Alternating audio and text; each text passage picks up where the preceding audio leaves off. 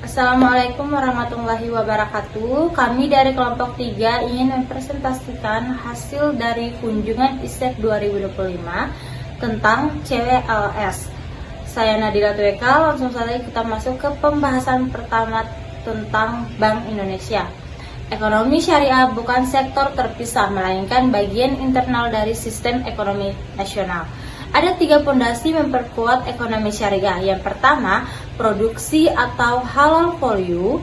Yang kedua, jiswaf. Yang ketiga, edukasi atau inklusi keuangan syariah.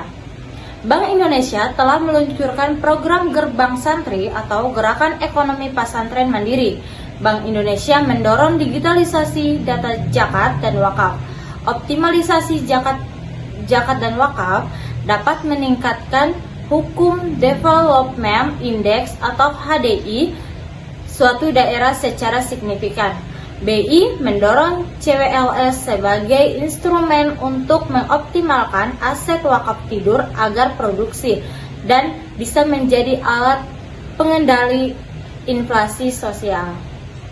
Menurut paparan Kemenkeu, CWLS adalah varian sukuk negara yang didesain khusus agar hasil investasinya disalurkan untuk kegiatan sosial dan keagamaan. Ada 2 model CWLS. Yang pertama itu CWLS temporer, yang kedua itu CWLS perpetual. CWLS membantu pembangunan sektor sosial tanpa membebani APBN. Adapun proyek-proyek yang telah dibiayai oleh CWLS, yang pertama itu pembangunan madrasah dan pesantren, yang kedua itu ada rumah sakit Islam, yang ketiga ada asrama haji dan KUA. Pemerintah menyediakan akses digital ESBN agar masyarakat bisa membeli CWLS. Kemudian, menurut paparan Bank Muamalat, BMI atau Bank Muamalat Indonesia sebagai distribusi CWLS dan nazir wakaf melalui unit khusus. BMI menyalurkan ke beberapa program. Yang pertama itu pembangunan rumah tahfidz dan sekolah Quran. Yang kedua itu renovasi masjid dan musola di wilayah terpencil. Yang ketiga itu penyediaan sumber air bersih. Dan yang keempat, pemberdayaan UMKM. CWLS mengubah paradigma lama tentang wakaf. Selanjutnya materi kedua yaitu keuangan syariah dan jurus anti scam. Yang pertama itu membahas langkah serius OJK dan Satgas Pasti yang dibawakan oleh Aditya Mahendra. Nah, materi ini itu membahas langkah serius Otoritas Jasa Keuangan atau OJK dan Satuan Tugas Pemberantas Aktivitas Keuangan Ilegal atau Satgas Pasti dalam upaya berantas scam dan aktivitas keuangan ilegal dengan semangat sinergi untuk melindungi masyarakat. Nah, OJK ini dia mempunyai 4 pilar. Yang pertama, meningkatkan literasi keuangan agar masyarakat lebih paham. Yang kedua, mengawasi perilaku pelaku usaha keuangan. Yang ketiga, melindungi konsumen via penanganan pengaduan. Dan yang keempat, memberantas kegiatan ilegal dengan tim gabungan. Nah, Satgas Pasti ini dia melibatkan 13 kementerian, OJK, dan polisi. Perbedaan pinjol itu ada 2, ada pinjol ilegal dan pinjol legal atau pindar. Nah, pinjol ilegal ini dia tanpa izin, bunganya nggak terbatas, dan dia juga bisa mengakses data HP secara bebas dan ancaman teror jika gagal bayar. Sedangkan pinjol legal atau pindar ini dia sudah terdaftar di OJK, bunganya juga dibatasi. Terus akses datanya juga hanya ke kamera, mikrofon, atau lokasi. Dan risikonya juga hanya masuk daftar hitam OJK. BI lebih banyak menerima aduan terkait kejahatan cyber. Tips perlindungan sederhana. Yang pertama ada menjaga rahasia data sensitif. Yang kedua, jangan pernah klik link mencurigakan. Dan yang terakhir yaitu, jangan pernah install aplikasi tidak resmi. Materi dari pemateri ketiga yaitu mengenal lebih dekat keuangan syariah dan bijak mengelolanya. Nah, yang pertama itu ada prinsip utama keuangan syariah, di mana prinsip keuangan syariah ini melarang maisir, goror, riba, serta resiko dibagi hasil dan harta harus dari sumber yang halal. Cara mengaplikasikan dalam sehari-hari itu kayak kita mengecek keuangan dan memprioritaskan kebutuhan.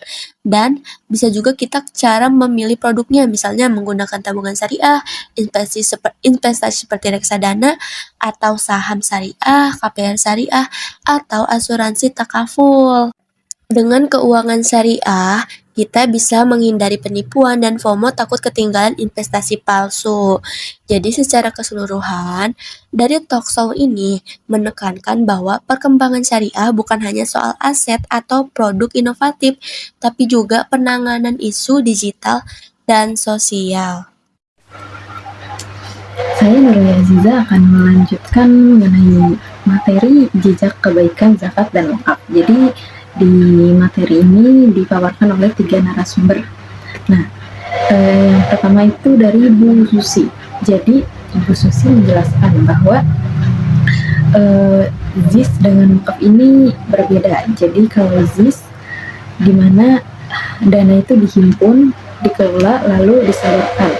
Nah, kalau dalam wakaf, nazir itu harus menghimpun dana wakaf, menjaga keabadiannya, mengelolanya, kemudian mendistribusikan hasil pengelolaan tersebut. Jadi membutuhkan kepiawaian dan keprofesionalan karena nazir hanya menerima 10% dari hasil pengelolaan dan tidak boleh rugi.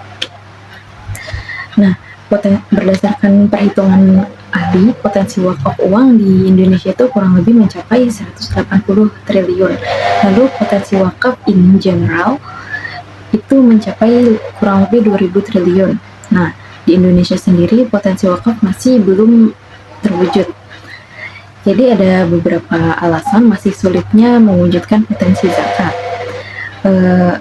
Yaitu di Indonesia tuh tingkat literasi pemahamannya masih rendah. Nah, Ibu Susi menjelaskan beberapa strategi untuk mewujudkan potensi wakaf tersebut. Jadi yang pertama itu mengoptimalkan dan mengkampanyekan secara masif, misalnya melalui media sosial. Lalu yang kedua, kolaborasi lintas sektor, misalnya dengan sektor perbankan atau sektor akademik. Jadi misalnya di sektor akademik para mahasiswa diwajibkan untuk berwakaf atau diberikan literasi mengenai wakaf. Lalu yang ketiga itu kreatif dalam mengkomersialkannya. Jadi misalnya ada suatu masjid gitu. Nah, mungkin di bangunan masjid di lantai 1 bisa dibangun kedai kopi yang dimana orang bisa nongkrong di situ, lalu bisa berwakaf di kedai kopi tersebut. Lalu yang kedua, penjelasan dari Profesor Waryono, peran pemerintah untuk bisa menjadikan wakaf uang sebagai lifestyle. Yang pertama, pemerintah itu sebagai fasilitator, jadi mempertemukan wakif dengan nazir. Yang kedua, sebagai regulator, jadi membina dan mengawasi agar para pengelola wakaf transparansi dan akuntabel. Yang terakhir, pemerintah itu sebagai LKS PWU. LKS PWU itu lembaga keuangan syariah penerima wakaf uang. Nah, ada juga strategi menjamin dana wakaf transparan. Yang pertama, keterlibatan lembaga pengawas seperti OJK. Yang kedua, melaksanakan audit. Lalu yang ketiga, menerapkan prinsip good governance wakaf. Jadi sebenarnya sudah ada yang namanya core wakaf prinsipal, yaitu prinsip-prinsip inti dalam mengelola wakaf dan bagaimana wakaf dikelola untuk kedepannya. Jadi untuk cara penyaluran wakaf kedepannya itu harus based on dataset. Jadi penerimanya tidak overlapping atau tidak menjadi penerima terus-menerus. Diharapkan mauquf alaihi juga bisa naik kelas gitu.